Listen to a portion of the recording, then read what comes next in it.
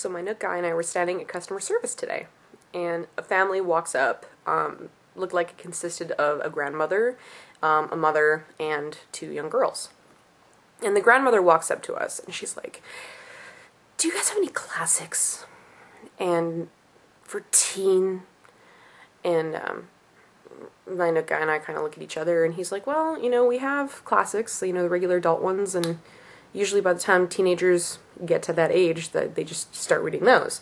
But we do have some, abridged versions in the children's department." And she's like, "But do you have any that are, like, dumbed down?" And I look at her and I was like, "Well, I mean, as he said, we have some in the children's department, but they're, like, really skinny, like, really small, most of them. So I don't know if that would be appropriate for the age level." And she's like, "Well, I don't want them, reading anything, too crazy, like sex and stuff." And my Nook guy looks at him and he's like, "Yeah, they're usually discovering that at their age by themselves." It was funny. They were really cool people. So the woman goes, "Well, do you have Moby Dick?" And I was like, "Well, as far as a dumbed down version of Moby Dick," I said, we probably don't. I mean, we can check in the kids department, but I doubt it." She's like, "I don't know, I think I remember seeing one." I was like, "Well, let's go take a look." So I led them back to the children's department, and we took a look at the classics, and sure enough, there was no Moby Dick. And I said, "Well, we have all these other ones here, we have Oliver Twist and Sherlock Holmes and stuff like that, and these are a little bit, beefier than some of the little skinny truncated versions."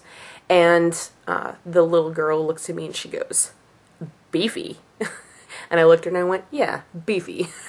Because that's the word I'm going to use to describe them from now on, because it's very truthful. Anyway, so they're looking through the stuff, and the grandmother, for some reason, really, really wanted her grandmother to read Moby Dick. And it became obvious through conversation that the woman had never read Moby Dick herself. She looks at me and she goes, "I just, have you ever read Moby Dick?" And I said, parts of it." I was like, "It's not really my thing." And she goes, "Is it appropriate?" And I was like, "Oh, what do you mean?" Even though I knew what she meant. She was asking if there was sex all throughout it or whatever. But she goes, "Well, let me put this delicately. Are there cabin boys in it?" And I was like, "No, what are you expecting?" Like, she just expected that Moby Dick was one big ol' gay porn ship. Which, hey, I'm sure there have been parodies made, but I was just like looking at her, I'm like, no, it's fine. like there's no circle jerk with Captain Ahab or "fuck me Ishmael," like that. Anyway, so I was just like, I said, "You know what?" I said, "Pretty much it's long. 500 pages of it are basically whale science. I mean, it's kind of, to me, it's kind of not my thing, and I doubt an 11-year-old girl would really be into it, especially for grandmother's asking for a dumbed down version."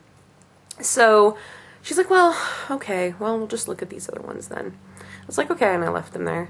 And a little while later, I walked past our teen department, and I saw them standing with our Nook guy again, and he ended up finding them something to read that was not a classic. It was some fantasy adventure.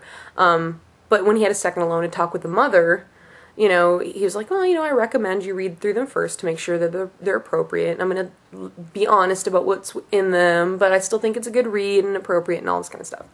The grandmother, I guess they'd escaped her, but when she saw them, she, like, made a beeline over to make sure, I guess, she was protecting her granddaughter's, like, literary virtue. Anyway, but it was hilarious. That woman is a cartoon character. She really, really had a lady boner for Moby Dick, and I'm definitely going to use, "Are there cabin boys?"